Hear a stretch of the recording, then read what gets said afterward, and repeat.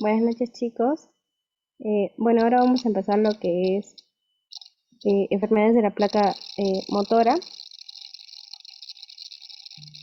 Primero voy a explicar un poco sobre lo que es en dónde se dan esas enfermedades, ¿no? Que sí es en la unión neuromuscular, como suena el mismo nombre, que lo que va a ocurrir en sí es de que nosotros, bueno, ya sabemos que en esa unión neuromuscular va a estar conformada por lo que es la neurona presináptica, que vendría a ser toda esta zona de acá. No, ya lo conocemos, la neurona posináptica y la hendidura sináptica. Ya. Lo que primero ocurre es que va a llegar un impulso nervioso, un potencial de acción, que va a hacer que la membrana se despolarice, es decir, se vuelva más positiva y hace que esos canales de calcio em, se abran. Entonces ingresa el calcio y eso provoca que las vesículas que tienen adentro un neurotransmisor, que puede ser, por ejemplo, lo que es la acetilcolina, se libere el contenido hacia lo que es la hendidura sináptica y por medio de sus receptores nicotínicos van a unirse a esa acetilcolina y va a permitir el paso del sodio y la salida del potasio. Ahora, este ingreso del sodio va a permitir que haya un potencial posináptico, porque ya estamos en la neurona posináptica, y finalmente ocurra un impulso nervioso. Eh, entonces, la primera enfermedad que vamos a empezar a hablar es la miastenia gravis. En sí, la miastenia gravis es una enfermedad, ay, ya, es una enfermedad autoinmune. Su etiología va a ser porque van a haber anticuerpos, por eso es que es autoinmune, antireceptor de acetilcolina. Entonces los receptores estaban en la membrana posináptica, entonces van a ser eh, posináptica.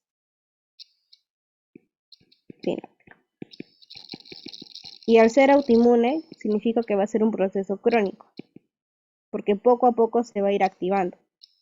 Con respecto a la epidemiología, en mujeres va a ser el 60%, va a ser más frecuente en ellas a comparación de los varones, que va a ser el 33%.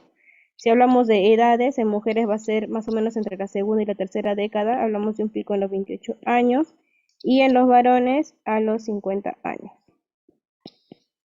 Con la clínica van a tener una fatiga muscular progresiva. Además van a tener una cuadriparesia descendente asimétrica. Ya, esto es clave, que sea asimétrica. Luego también van a tener a nivel ocular lo que es la diplopía, o sea, una vista doble. Y también lo que se observa en esta imagen, que es una ptosis palpebral. ¿Ya? Luego, cuando en la afectación a los músculos, inicialmente, como va a ser un proceso crónico, entonces en la etapa inicial, porque luego voy a mencionar lo que es la clasificación, va a haber una afectación de los músculos extraoculares, que eso se va a manifestar con justamente lo que le mencionaba, ¿no? Lo que es la ptosis y la diplopía. Luego va a haber una afectación en cara, más que todo por afectación del séptimo par craneal, que es el facial. Luego se afecta, hay afectación a nivel vulvar por el par craneal glosofaringio y el, ay me olvidé, ya bueno, el 10. Ya, y eso va a hacer que haya el vago, perdón, sí, el vago. Ya, eso va a hacer que haya problemas al momento de la deglución y también hacia lo que es la disfagia. Y luego va a haber una afectación axial, donde primero se van a afectar lo que son los miembros superiores, luego los miembros inferiores, y eso va a hacer que ya cuando llegue, por ejemplo, hacia lo que es el nervio frénico, va a provocar que haya un paro respiratorio. ¿Ya?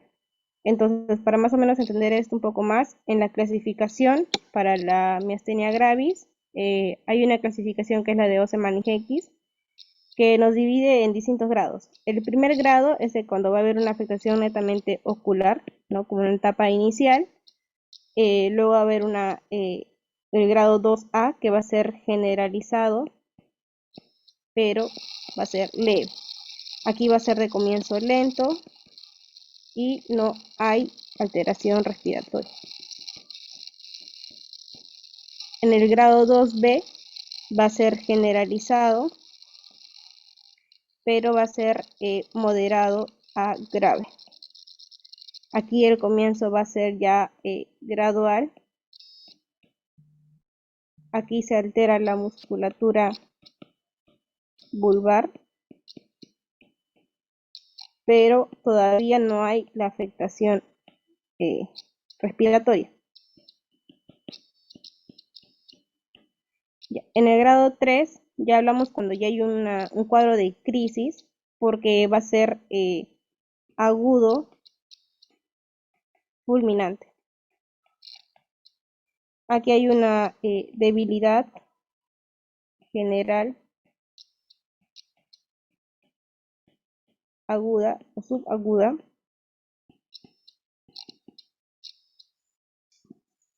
Ya. Esta va a ser en una duración menor de 6 meses. Ya hay afectación vulvar. También hay afectación respiratoria por la misma crisis que les mencionaba. Y el pronóstico, por lo tanto, ya cuando ya es respiratorio, quiere decir que puede nuestro paciente hacer un paro respiratorio, por lo tanto su pronóstico va a ser grave.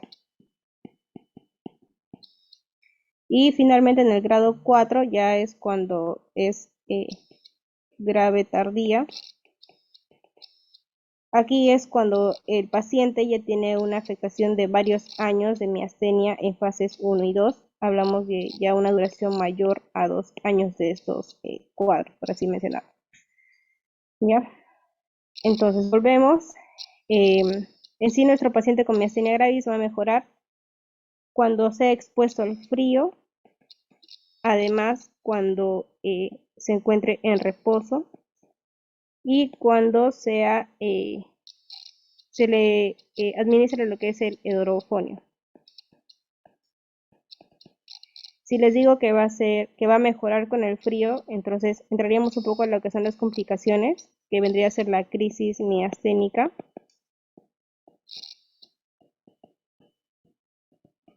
Que va a ser una complicación que se va a dar ya sea por fármacos, que luego les voy a mencionar cuáles son estos. Además que si es que les estoy diciendo que va a mejorar con el frío, por lo tanto este paciente va a tener una crisis cuando haya un ejercicio extenuante, cuando igual si les digo lo del reposo, igualmente, ¿no? Cuando haya una actividad. También va a haber una crisis cuando esté, por ejemplo, se hizo relación con respecto al embarazo. También cuando hay asociación con infecciones. Y también con el avance del día.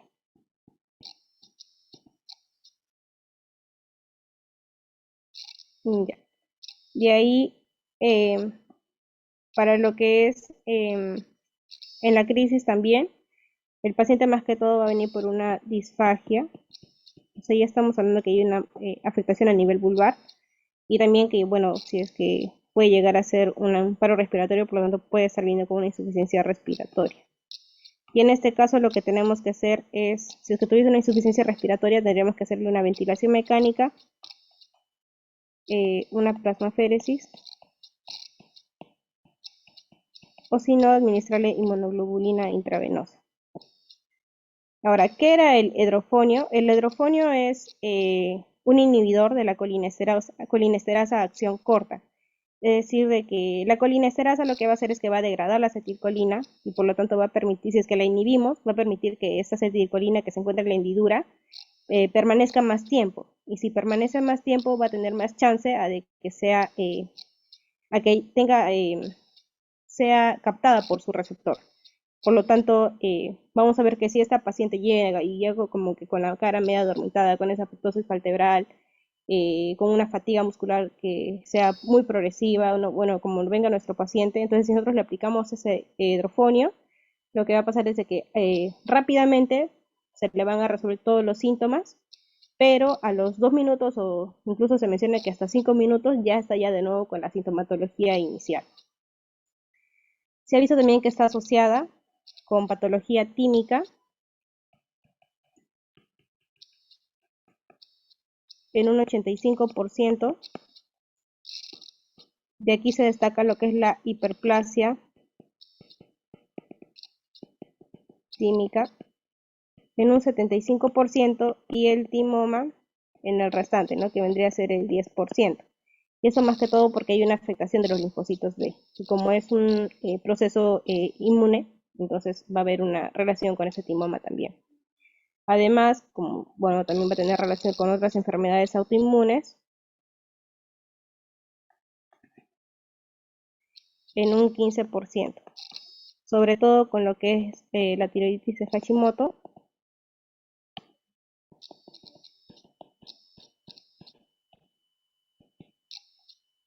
y con el lupus eritematoso o la artritis reumatoide también.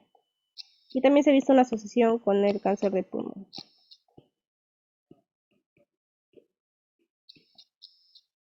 Y eso se hizo más que todo en pacientes mayores a 50 años. Por lo tanto, en nuestro diagnóstico, ¿qué es lo que vamos a hacer a nuestro paciente? Por la asociación misma que hemos mencionado, tenemos que pedirle una radiografía, que es lo que vemos acá, que hay una hiperplasia tímica. También le podemos pedir una TAC por la posible relación con el cáncer de pulmón, sobre todo en pacientes varones, ¿no? Que se va a dar más que todo en su pico de más o menos a los 50 años, ¿no? Que es justamente donde empiezan a aparecer lo que son las neoplasias. También podemos aplicar lo que es el test de tensilón, que era lo que mencionaba, que era el hidrofonio, que bueno, que ya se los expliqué.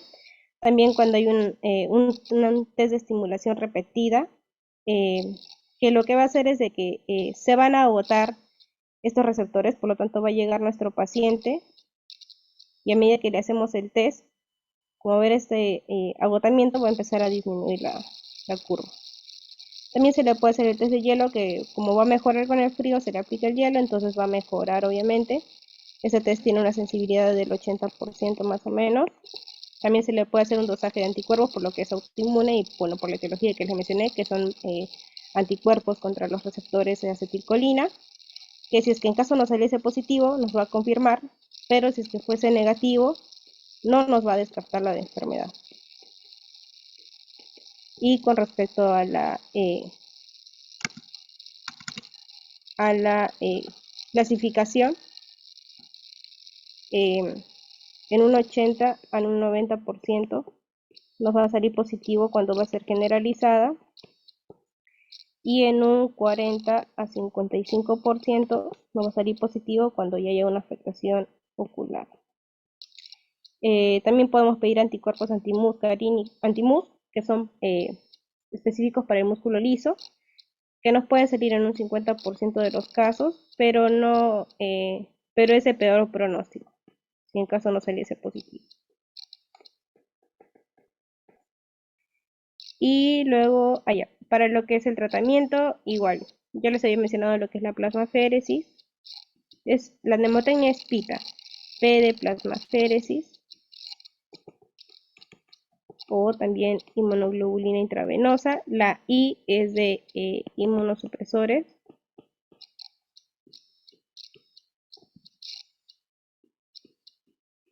Que aquí podemos administrar lo que es la prednisona, ¿no? Que ya lo conocemos. Y si en caso no nos hizo ese efecto, podríamos aplicar lo que es aciatropina. También podemos hacer la T de la que es la timectomía, por la asociación que ya mencioné, y eso sobre todo se hace cuando ya el paciente tenga una edad mayor a 18 años, y se puede hacer hasta los 60 años. Y la A de anticolinesterácicos,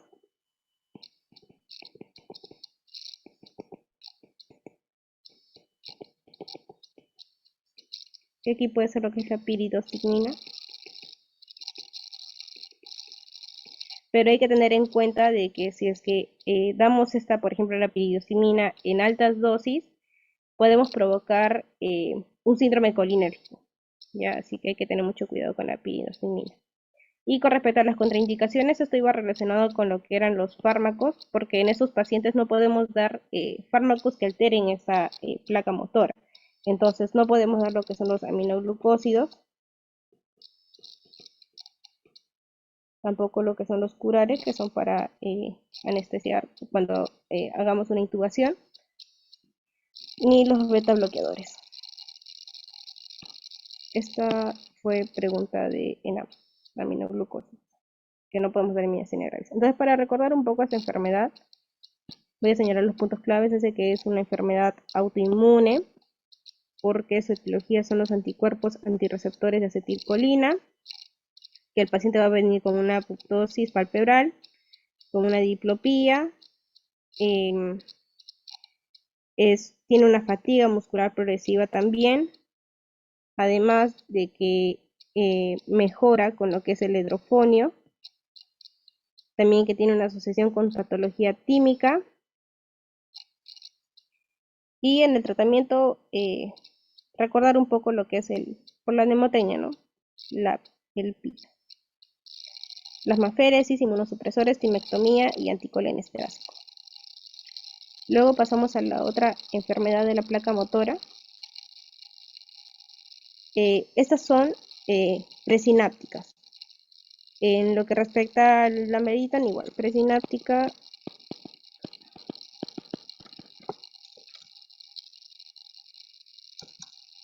Y el botulismo, igual, presináptica. En el Lambert-Eaton va a ser presináptica porque va a haber anticuerpos contra los canales de calcio. ¿Ya? Entonces igual, si hablamos de anticuerpos, es que va a ser un cuadro crónico. Con respecto a la epidemiología, va a ser más que todo en mayores de 40 años, y si hablamos de una relación varón-mujer, va a ser más predominante en varones. La clínica, yo puse que eran como 3D y R, porque es la primera D, de debilidad muscular. Primero inicia en miembros superiores, predomina en esto en general más que en los inferiores. Luego también presentan una diplopía, pero eso solamente en un 50% de los casos. Y algo importante es de que estos pacientes también tienen disautonomías. Es decir, tienen retención urinaria, estreñimiento. ¿Ya? Y la R, que es que sus reflejos van a estar disminuidos. Pero el síntoma en sí más frecuente del síndrome de Lambert-Eaton es de que van a tener boca seca. Con respecto a los músculos, va a haber afectación en la proximidad de los miembros inferiores. ¿Qué quiere decir esto? Que el paciente no va a poder, por ejemplo, subir escaleras, bajar gradas, todo lo que requiera esfuerzo de las articulaciones más proximales, ¿no? Y también va a haber afectación extraocular, pero en un 70%. Va a mejorar, que esto es característico de esta patología, que va a mejorar con el ejercicio, ¿ya? Y también con la administración de guanidina. Que lo que va a hacer la guanidina es que va a liberar la acetilcolina y va a permitir, ¿no?, que el paciente tenga una mejor función muscular. También va a estar asociado hacia lo que es el cáncer de pulmón en avena, que es también llamado el cáncer el carcinoma de células pequeñas o el microcítico. De ahí, en el diagnóstico, bueno, podemos pedir, ¿no?, lo que por su etiología misma, los anticuerpos, anticanales de calcio. También podemos pedir una electromiografía, que esta, a diferencia de la miastenia gravis, es que a manera que vayamos haciendo esta estimulación repetida, va a aumentar la curva. Y también podemos pedir un ATAC por la presencia pues del cáncer de pulmón, ¿no? Ahora, para el tratamiento, yo lo puse como plagié, porque, bueno, PLA es de plasmaféresis, porque igual es autoinmune. Y esto más que todo se aplica cuando el paciente ya tiene un paro, la G de guanidina,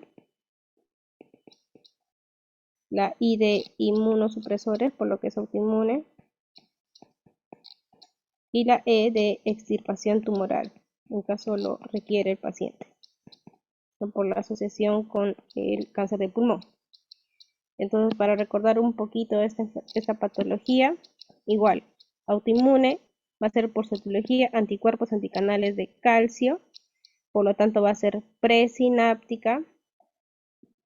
La epidemiología mayores de 40, el síntoma más frecuente, que es boca seca, también tienen disautonomías, la debilidad es mayor en miembros superiores que en miembros inferiores, que va a mejorar con el ejercicio, que está relacionado al cáncer pulmonar microcítico, y bueno, el tratamiento,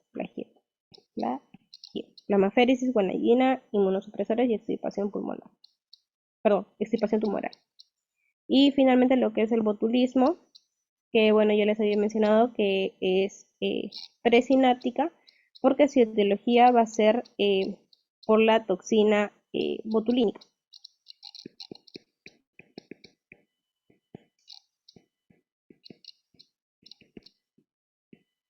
Que lo que va a hacer esa toxina es que se va a fijar hacia la vesícula y va a bloquear la liberación de la acetilcolina. Por lo tanto, va a haber un déficit o una disminución de la acetilcolina. ¿Ya? La epidemiología es de que va a ser más predominante en lactantes, y esto es porque los lactantes van a ser menos expuestos a lo que son esas toxinas. Por lo tanto, por ejemplo, cuando a los 6 meses empiezan a ingerir alimentos y empiezan a ser expuestos, como que pueden reaccionar hacia estas toxinas, ¿no? Y es porque justamente su asociación es con mala conservación de alimentos. Es decir, alimentos que no estén, por ejemplo, guardados en el refrigerador o que no tengan contacto con la luz. Es decir, hablamos básicamente de los enlatados, ¿ya? Y también puede haber en adultos, pero ellos, bueno, igual, básicamente por la mala conservación también de los alimentos, o también porque tengan alguna exposición de alguna herida, ¿no? Hacia esta toxina en sí. La clínica es de que inicialmente va a venir nuestro paciente con un malestar gastrointestinal, que en 24 a 48 horas va a empezar a presentar lo que es una diplopía y disautonomías. Además, también va a tener una disminución de los reflejos y puede también tener una midriasis reactiva. Con respecto a la afectación muscular, precozmente se van a afectar los pares craneales. Por lo tanto, este paciente va a tener una parálisis descendente, pero en este caso va a ser simétrica.